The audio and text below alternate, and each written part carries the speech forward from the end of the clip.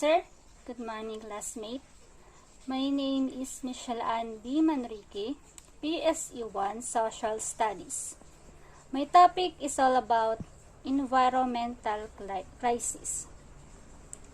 What does the mean environmental crisis? Environmental crisis is the biosphere of the global ecological system, integrating all living beings and their relationship, including their interaction with the elements of the lithosphere, hydrosphere, ecosphere, and atmosphere. Major environmental issues. First, pollution of air, water, and land. Hazardous chemicals and waste. Land degradation. Loss of biodiversity. Ozone depletion. Climate change. And loss of natural and cultural resources. Air pollution. The emission of any impurity into the air, such as smoke, including tobacco, dust, cinders, solid particles, gases, mist, foams, odors, and radioactive substances. Okay. Ito naman yung mga karumihan sa hangin na nararanasan natin. Then, isang halimbawa nito is yung usok sa mga company, usok sa mga transportasyon, mga sa sigarilyo na ginagamit ng iba, mga tao. Then, example nito is yung smoke from incineration of domestic waste on banks of rivers. Yan, yung mga dun sa may ilog banda, diba, mga sinusunog-sunog kasi nila yun eh. Then, sunod is water pollution. Okay, ano ang water pollution? Okay, water pollution happens when toxic substance enter water bodies such as lakes. Ayan, yung mga tulad ng lawa, ilog, or karagatan, at iba pa. Ano kasi siya natutunaw yun, yung iba kasi natutunaw sa dagat, yung iba naman hindi. Okay? Tapos identify natin yung tatlong sa water. Yung groundwater, surface water, and marine water. Next natin is, first natin yung surface water pollution. Ano nga ba yung surface water pollution? Body of water above ground, including yung mga river, lake, and creeks. Ayan, yung mga creeks na yan, mga kanan. Ayan, sa mga sapa, lawa, ganyan. Yan, may naapektuhan din kasi yung mga tao. Lalo kapag nalalanghap yung amoy, ang baho talaga.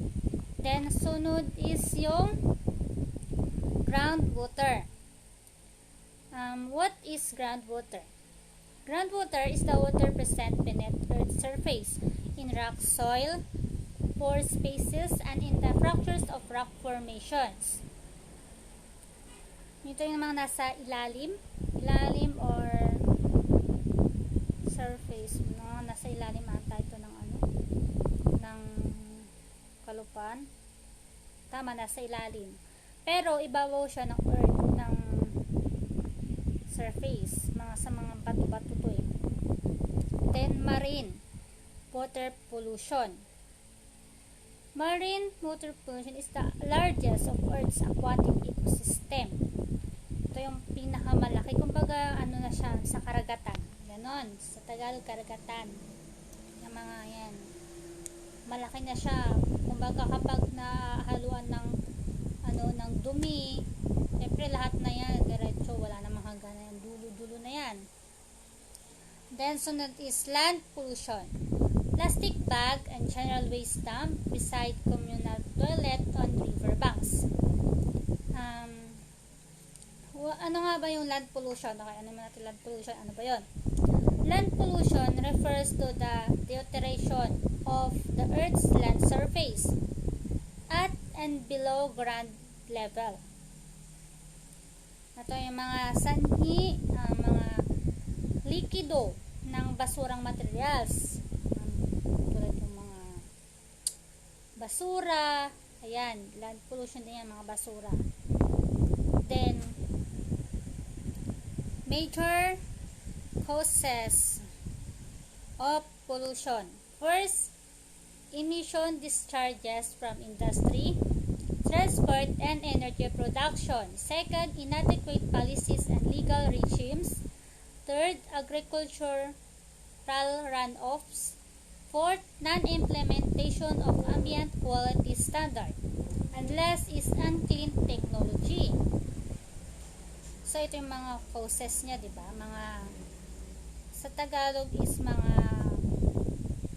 causes, sanhi. Ay, may mga ano siya, mga, kasi mga ano to yung mga major pollution. Katulad yung emission charges from industrial and production.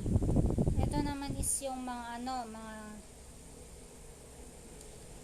nilalabas nila, mga enerhiya sa product, ganun.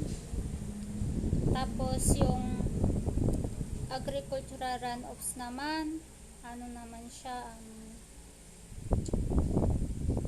basta yung mga ganung ano, causes. Hazardous waste and chemicals.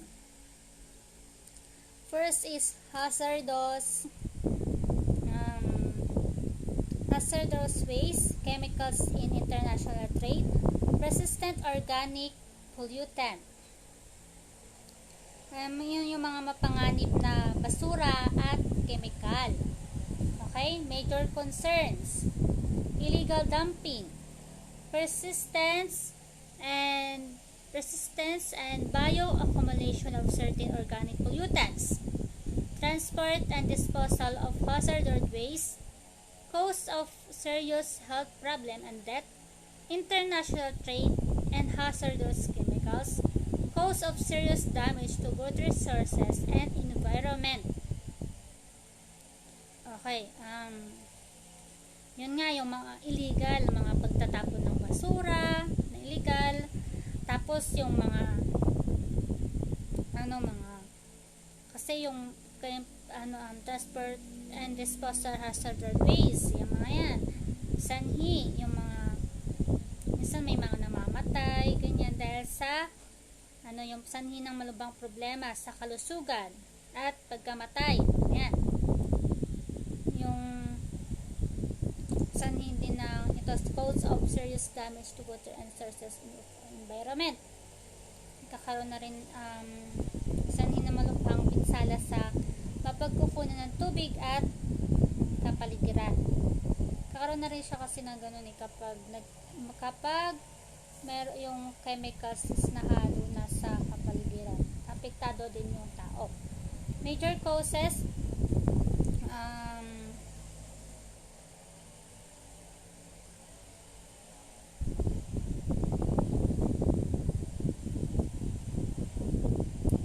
major causes, production, use, and disposal of chemicals including pesticide, generation and disposal of hazardous waste, irresponsible international trade in hazardous chemicals and waste, production and use of persistent organic pollutant. Okay, ito yung mga pangunahing sanhi ng paggamit ng mga chemical. Yan. Kasi kapag gumamit tayo dyan, possibility na talagang magkakaroon ng peligro. Like that. Tapos, mapanganib na basura yung mga yon. Then, punta na tayo sa land degradation. Ito yung mga pangunahing sanhi, major causes is overcropping, overgrazing, land of conversion, deforestation, soil pollution through industry and agriculture and erosion. Ito naman yung iba naman is deforestation is pagkalbo ng kagubatan, tapos erosion is pagguho ng lupa. Ngayon nagkakaroon tuloy ng overcropping naman is nasusobrahan sa pagtatanim kaya nagkakaroon ng bitak-bitak. Okay, what is biodiversity? Variability among living organisms within species, between species of ecosystem. Okay, ano nga ba ang biodiversity? Ito yung mga ang pagkakaiba-iba ng mga nabubuhay na organismo. Yung nasa loob at sa labas or pagitan ng species. Okay, major causes, loss of species. Loss of genetic resources, agricultural vulnerability, habitat destruction, loss of ecosystem, introduction of disease and invasive species via smuggling. Yung biodiversity naman is yung mga pagkawala ng mga species na yung mga mga tawag doon, yung endangered species na siya. Katulad ng marine turtle na yun na ang kinukuha nila tapos binebenta pa nila, 'di ba? Endangered na yung mga yon, hindi na dapat talagang ibenta. Kasi ilan na lang talaga sila. Tapos major causes naman niya is yung overharvesting,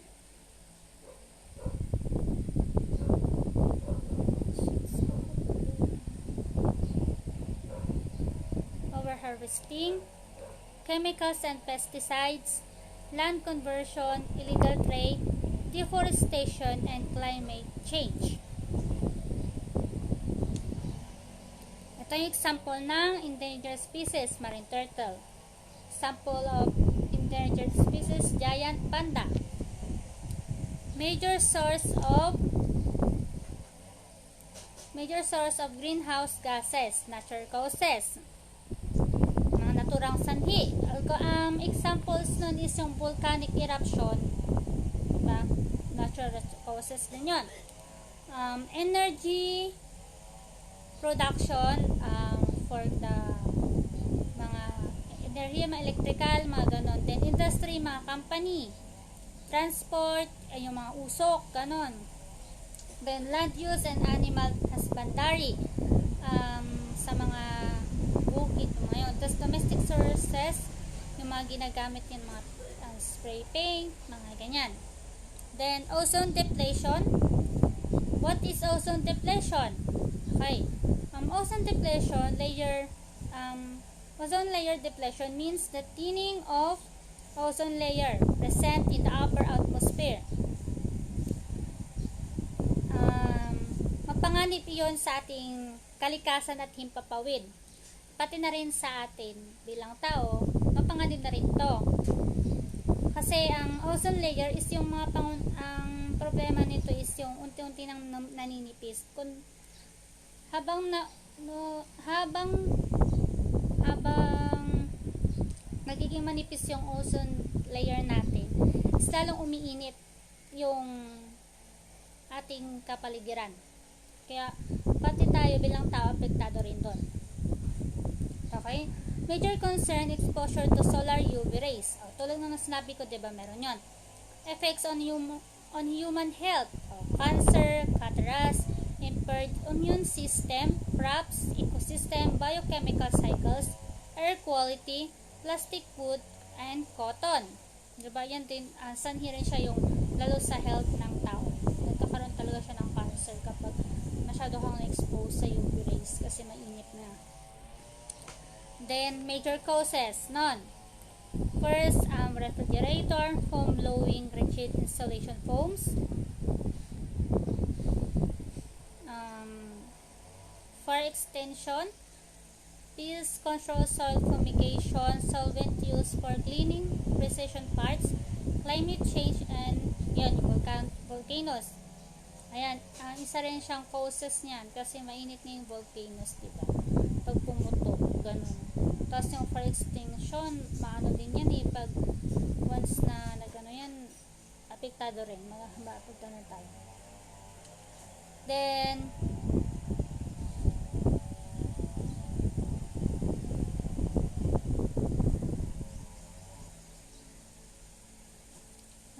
is acid rain. Acid rain results primarily from emission of sulfur dioxide and nitrogen oxides into the air.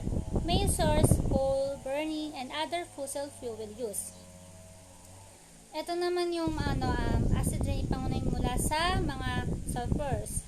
Ang mga planta na kuryente ay naglalabas na karumihan na katulad ng sulfur dioxide, nitrogen oxide, mga ganyan.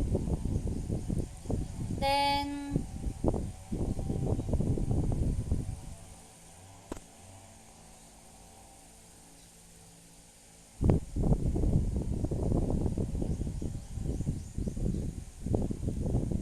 yun lang po.